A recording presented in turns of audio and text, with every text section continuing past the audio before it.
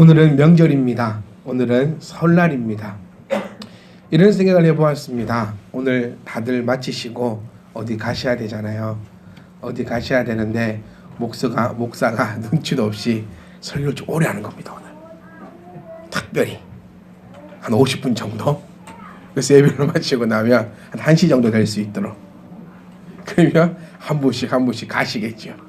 그러니까 축도할 때는 우리 가족만 남아서 혹시 기도하는 그런 불상사가 생기지 않을까라는 생각을 해보았는데요. 다행인 건 뭐냐면 제가 눈치가 조금 있다는 사실입니다.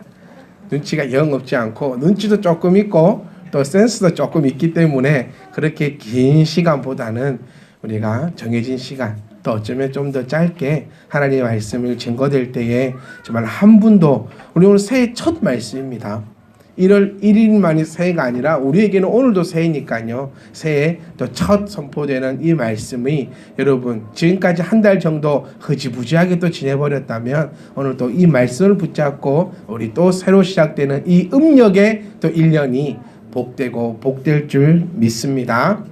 우리 명절을 맞이하여서 이미 한 2년 동안 3년 동안 명절에 우리가 지켜야 될 것에 대해서 함께 이야기를 나누었습니다.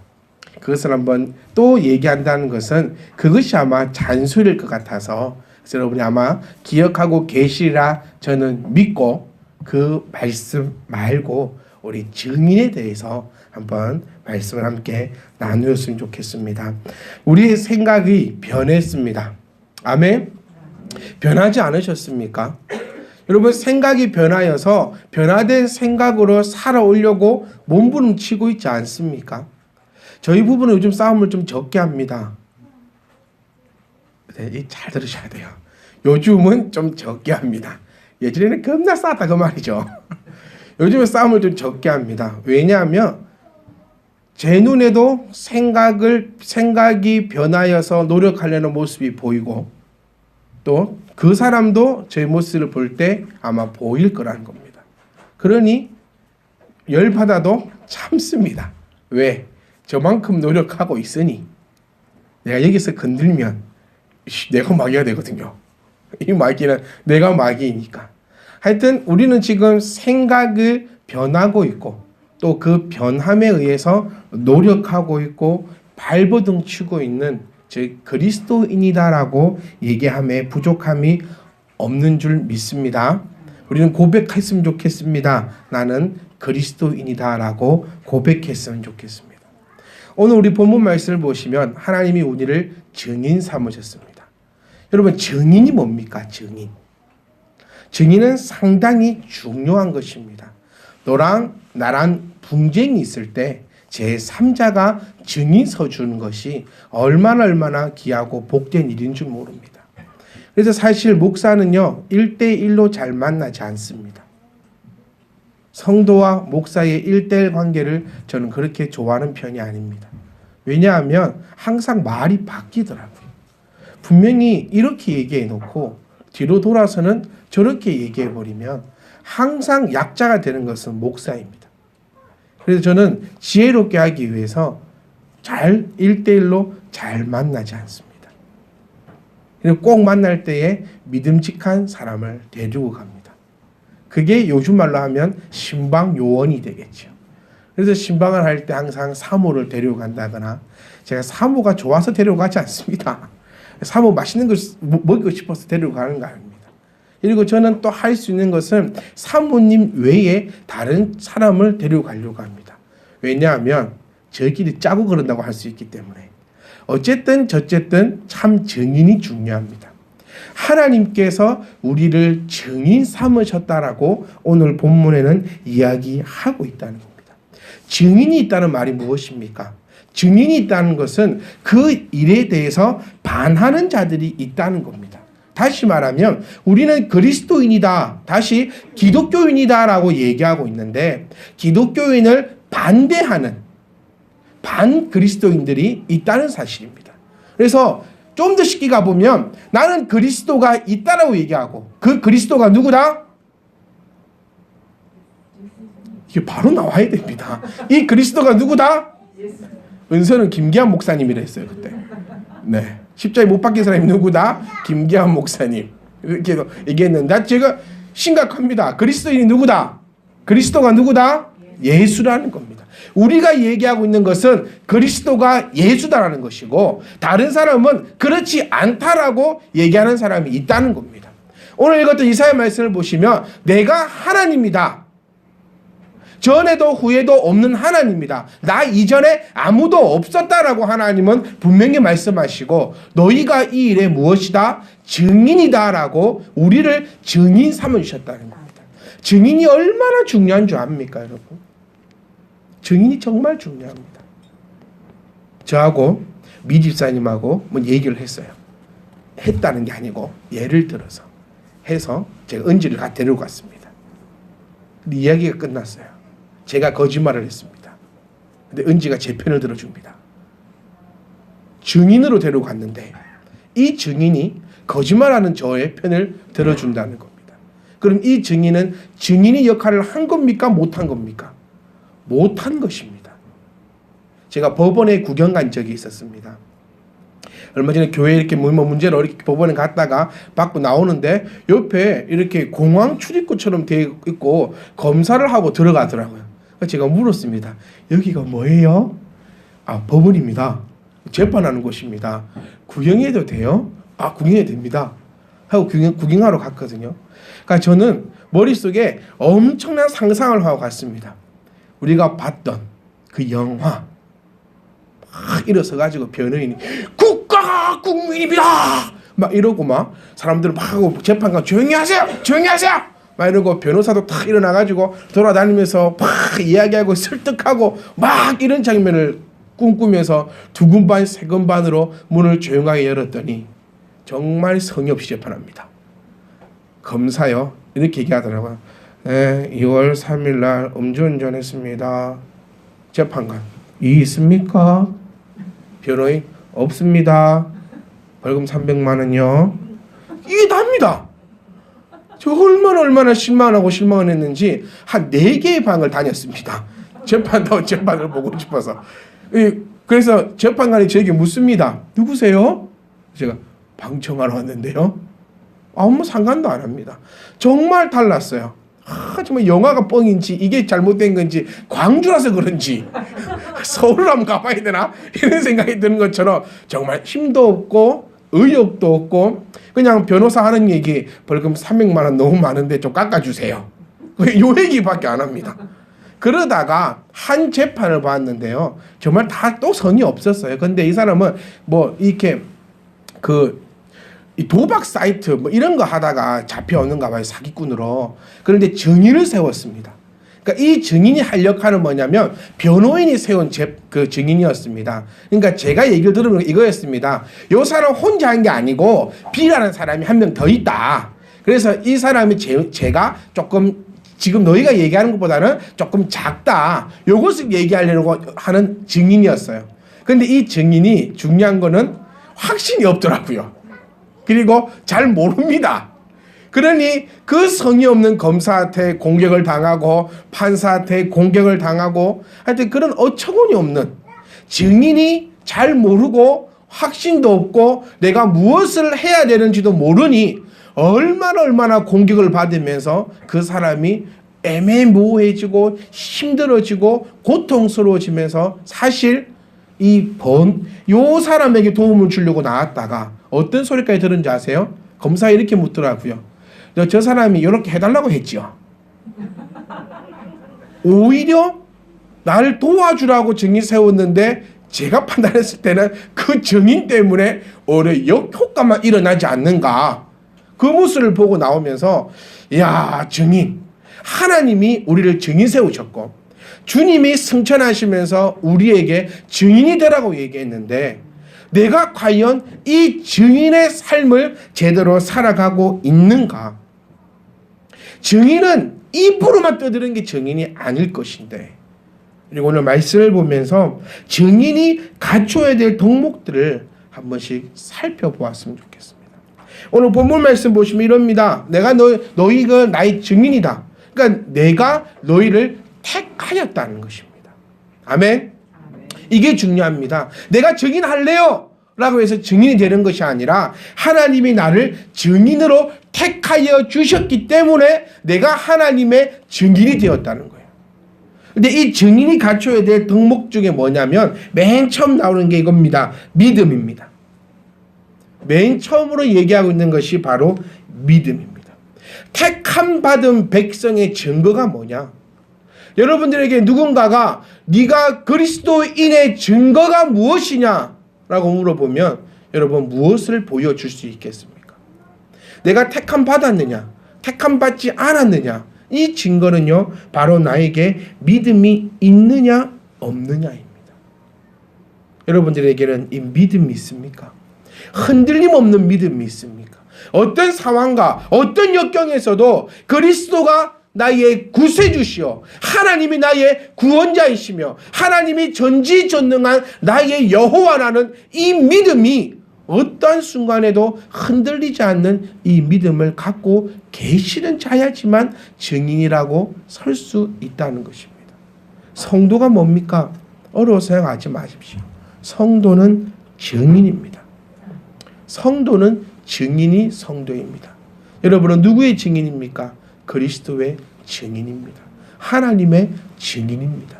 나를 보면서 누가 보여야 합니까? 그리스도가 나타나야지만 그것이 증인이라는 것입니다. 이번 설날에 주님께서 욕을 엄청나게 들을 것입니다. 우리 교회가 이번 설에는 엄청나게 욕을 먹을 것입니다. 우리 모든 귀가 간질간질할 것입니다. 왜 그럴까요? 우리가 생각지도 못한 사건이 일어났기 때문이죠. 자신의 딸을 죽였습니다. 누가요? 목사가요. 이것도 참 언론이 이상한 게 우리 자기 딸을 죽인 목사 이전에도 자기 아들을 죽인 사람이 있거든요. 우리 그 사람이 직업은 모릅니다. 그 사람 직업이 뭡니까? 몰라요. 근데 희한하게 목사가 무슨 일을 저지르면 항상 목사가 딱 나옵니다. 우린 요 사람이 어떤 남자인지 여자인지도 모릅니다. 그냥 우리는 머릿속에, 또 많은 사람들 머릿속에는 목사 요것밖에 머릿속에 들어있지 않습니다. 저는 그 얘기를 들으면서 이렇게 처음 생각했습니다. 또 목사가 이랬구나. 근데 아마 이 목사는 그 무인가 신학원에서 짧게 공부해가지고 또 대충 나온 목사겠지. 누구처럼 우리 개그맨 있잖아요. 그 서시 아이씨.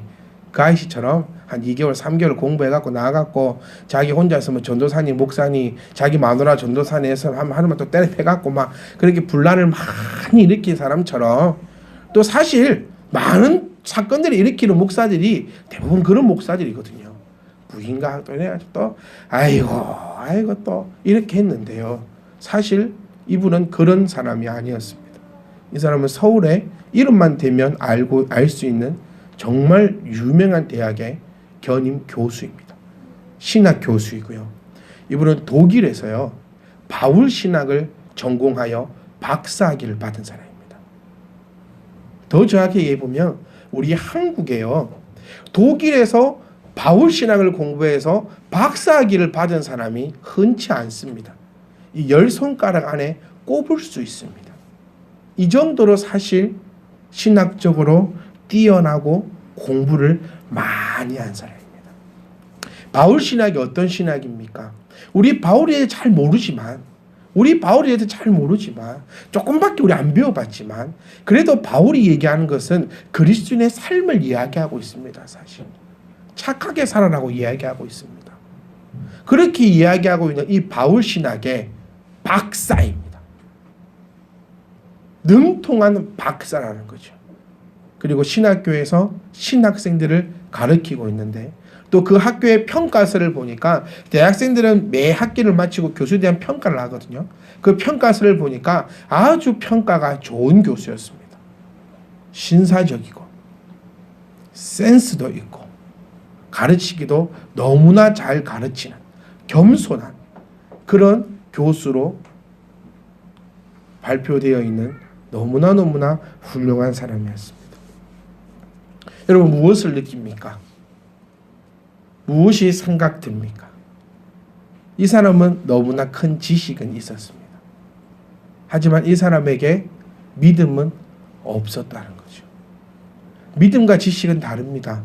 여러분, 내가 지식이 없더라도 그리스도를 향한 그 믿음이 있다면 나는 구원받은 자입니다. 하지만 나에게 엄청난 지식이 있다 할지라도, 보여지지 않습니까? 박사만큼의 지식을 가지고 있다 할지라도 내 마음에 하나의 믿음이 없다면 그는 하나님의 증인이라고 표현할 수 없을 겁니다. 오히려 이 사람을 통하여서 그리스도를 위하여 증인 세웠더니, 아까 제가 말씀드린 것처럼 위에서 세워놨더니 오히려 더 악효과를 내버리는 그런 악한 증인이 되어버렸습니다. 저와 여러분들은 어떤 증인이 되겠습니까? 악한 증인이 되겠습니까? 선한 증인이 되겠습니까? 베드로가 지식이 없었을까요? 베드로가 지식이 없어서 주님을 욕하고 저주하며 그를 모른다 부인했을까요? 베드로만큼 주님에 대해서 정확하게 알고 있는 사람은 없었습니다. 그렇잖아요. 3년 넘는 시간 동안 예수님으로부터 직접 교육을 받았던 베드로인데 지식이 없어서 그가 주님을 모른다는 것이 아니라 그에게는 믿음이 없었다는 거죠. 어떤 믿음? 그리스도가 부활하실 거라는 그 믿음이 없었기 때문입니다. 베드로에게 주님이 부활하실 거라는 그 믿음이 있었다면 과연 주님을 모른다 했을까요? 베드로에게 예수님이 부활하셔서 3일 만에 살아나실 거라는 그 믿음이 있었다면 과연 그를 저주했을까요? 알고는 있었습니다. 여러분, 베드로가 몰랐다 생각하세요? 주님께서 베드로에게 얼마나 얘기한 줄 아십니까? 내가 3일 만에 다시 살아난다고. 3일 만에 다시 살아난다. 3일 만에 다시 살아난다. 3일 만에 다시 살아난다. 아무리 이야기하고 지식적으로 내 머릿속에 박혀있다 할지라도 그의 마음에 믿음이 없으니까 하나님, 주님을 한 방에 모른다고 해버리지 않습니까? 요즘에 인기리에 방영되고 있는 육룡이 나르샤 정도전, 그 이야기를 보면서 저는 이 장면이 너무 멋있었습니다. 누군가가 감옥에 팍 끌려가는데 이럽니다. 나 내일 나와야 된다. 아버지께 꼭 전해라. 그리고 아무 드럼 없이 감옥에 들어갑니다. 그리고 그는 그 다음날 나왔습니다. 큰 죄를 지었는데 그 다음날 나왔습니다. 그것을 볼 때, 야, 이 믿음이 대단하구나. 내일 나올 수 있다는 그 믿음, 내일 내가 나올 거라는 그 믿음, 그 믿음으로 당당히 감옥에 들어가더라는 겁니다. 왜? 지 아빠가 이성계니까요. 우리 아빠는 하나님인데요. 뭐가 무섭습니까? 뭐가 두렵습니까?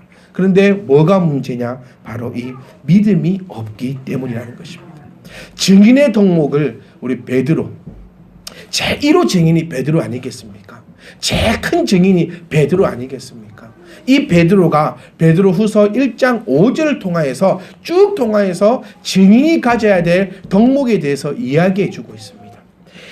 베드로후서 1장 5절 말씀 보시면, 그러므로 너희가 더욱 힘써 너희 믿음의 덕을, 덕의 지식을, 지식의 절제를, 절제의 인내를, 인내의 경건을, 경건의 형제 우애를, 형제 우애의 사랑을 더하라라고 증인의 덕목을 이야기해 주고 있다는 것입니다. 우리 앞서 이 사건들의 결론은 무엇입니까? 믿음이 없었다는 것입니다. 덕이 없었다는 겁니다. 성도 여러분, 증인은요, 먼저 가져야 할 것은 지식이 아닙니다. 증인이 가져야 할 것은, 먼저 가져야 할 것은 지혜도 아닙니다. 먼저 가져야 될 덕목은 믿음입니다. 이 믿음 위에 뭐가 서야 됩니까? 덕이 서야 합니다. 지식이 아닙니다. 덕이 서야 합니다. 덕이 무엇입니까? 덕에 해당하는 헬라어로 제가 원문을 한번 살펴보니까요, 아레텐이라는 헬라어 원문을 사용하고 있습니다. 아레텐. 아레텐이라는 것은 도덕적인 탁월성을 의미합니다. 도덕성요. 그러니까 예수를 믿으면서 복음을 증거하고 막 가가지고 땅끝까지 복음 증거하고 교회를 세우고 막 아픈 자를 일으켜 세우고, 그것이 먼저가 아니라 증인에 있어서 먼저 되어야 될 것은 바로 이 도덕성입니다. 도덕성. 요것이 먼저, 믿음은 베이스로 깔고 있고요. 이 믿음 위에 모든 것이 차곡차곡 쌓아서 올라가야 되는데 믿음 없이는 모든 것이 헛방이고요. 필요 없는 거고요.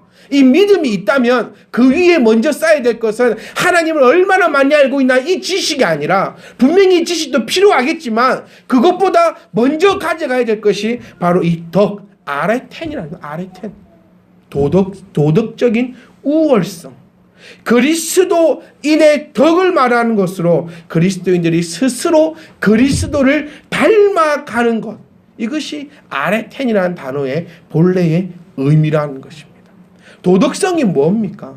여러분, 도덕성은 예수를 안 믿는 사람이 예수 믿는 사람을 보고 야, 당신은 착합니다 라는 말을 들을 수 있어야 한다는 겁니다. 이 도덕성이 뭡니까? 주님께서 우리에게 큰 거 원하시는 거 아닙니다. 입으로 떠들고 교회 하나 세우고 전도 한 명 하고 이것이 증인의 삶이 아니라 이 증인의 삶은 예배를 세우는 것이 증인의 삶인 줄 믿으시기를 간절히 소망합니다. 그리스도인이라 우리는 자청하고 있습니다. 이런 자찬은 우리들이 믿지 않는 자들이 보았을 때 일반 상식적인 기초적인 도덕적 모습을 보여주는 것이 그것이 선교입니다. 우리는 나아갑니다. 다들 어디 가실 겁니다. 무엇을 보여주겠습니까? 입으로 100번 떠드는 것보다 주님의 십자가를 그 사람들 눈앞에 보여주는 것보다 도덕성입니다. 정말 이런 말씀을 드려야 한다는 그 사실조차 사실 우리 기독교인들로서 부끄럽고 창피한 얘기입니다. 사람 죽이면 됩니까? 안 됩니까? 안 됩니다. 이게 큰 어려운 것입니까? 어디서 배워야 알 수 있는 것입니까? 아닙니다. 이것이 바로 덕입니다. 바로 도덕성이라는 겁니다. 거짓말하면 됩니까? 안 됩니까? 안 됩니다. 그런데 거짓말 한다는 것입니다. 누가요? 그리스도인 우리가요. 그러니 믿지 않는 자들이 볼 때 니나 나나 똑같다는 겁니다. 그런데 우리는 스스로 뭐라 얘기합니까? 증인이라 얘기합니다. 그리스도인이라 얘기합니다. 무엇을 증인으로 보여주겠습니까? 이번 설에도 입으로 논쟁하지 마십시오. 그리스도가 있니? 그 목사가 분명히 얘기합니다. 얘기 안 할 수가 없습니다. 우리끼리도 얘기하는데 그곳에 가면 말 안 하겠습니까? 이야기합니다. 그가 이번에는 완벽함 딱 걸렸습니다. 우리 딱 걸렸어요. 빼도 박도 못해요. 옛날에는 그 신학을 제대로 안 배웠다. 무허가 신학계에서 또 2개월 만에 나온 목사다. 이런 핑계도 있지만 아닙니다. 10년 넘게 신학을 공부한 사람이고 독일까지 가서 바울 신학을 정통으로 배운 사람입니다. 걸리도 일이 제대로 걸린 적이 없습니다. 여러분, 이런 삶에서 우리가 100번, 1000번, 10,000번 입으로 논쟁하는 것보다 내 삶으로 도덕을 보여주십시오. 살인하지 않는 모습을 보여주십시오. 거짓말하지 않는 모습을 보여주십시오. 길거리에 침 안 뱉는 모습을 보여주십시오. 정말 이 작은 도덕을 만들어갈 수 있기를 간절히 소망합니다. 일본, 중국, 한국 이 세 나라가 있습니다. 희한하게 보면 일본이 제일 선진국 같고요. 우리 한국은 이것도 아니고 저것도 아니고 언제까지 우리는 개발도상국이어야 될까요? 일본은 선진국이라 얘기하고요. 우리는 개발도상국이라 얘기하고요. 중국은 후진국이라 얘기했습니다. 옛날에는. 그런데 이제 중국이 개발도상국을 넘어 선진국화로 가고 있습니다. 이 한국, 중국, 일본의 차이점이 뭐냐면 한번 여행을 가보시면요. 가장 큰 곳에 볼 수 있는 것이 바로 길거리와 화장실입니다. 중국 화장실 가보셨습니까? 더러워서 쌀 데가 없어요. 도대체 어디다가 싸야 될지 분간을 못합니다. 일본 화장실 가보셨습니까? 정말 깨끗합니다. 싸기가 미안합니다. 싸면 안 될 것 같은 정말 그런 아름다움입니다. 오늘 한국 가보셨습니까? 싸기도 뭐하고 안 싸기도 뭐하고 이 깨끗한 것도 아니고 안 깨끗한 것도 아닌 그런 모습을 띠고 있습니다. 그런데 신기한 거 뭔지 아세요? 일본에 가면요. 일본 사람만 사는 거 아닙니다. 우리 청년이 오사카에 구경 갔다 왔는데 절반이 한국 사람이랍니다. 그리고 절반이 중국 사람입니다. 일본 사람은 극히 드뭅니다. 그런데 화장실 깨끗하다는 거예요. 희한하죠. 한국에서는 더럽게 쓰는 사람들이, 중국에서는 그렇게 더럽게 쓰는 중국 사람들이 희한하게 일본 가면 깨끗하게 사용합니다. 왜요? 그 나라는 원래 깨끗한 나라니까요. 중국 가보십시오. 일본 사람들 더럽게 씁니다. 왜요? 그곳은 원래 더러우니까요.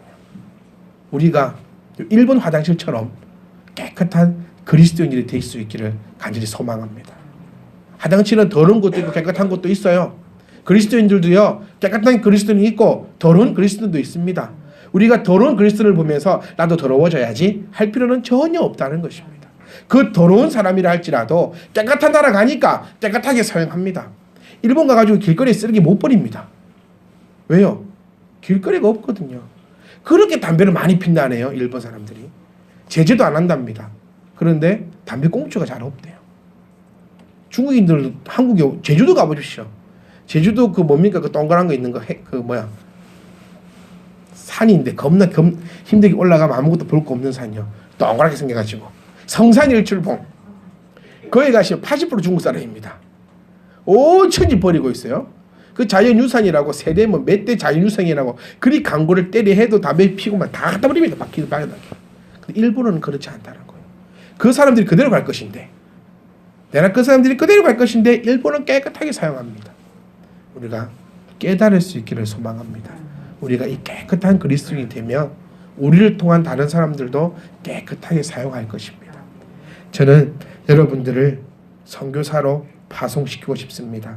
상처받은 마음을 우리의 증인의 삶으로 회복시키는 선교사로 파송됨을 기억하셔서 우리는 증인입니다.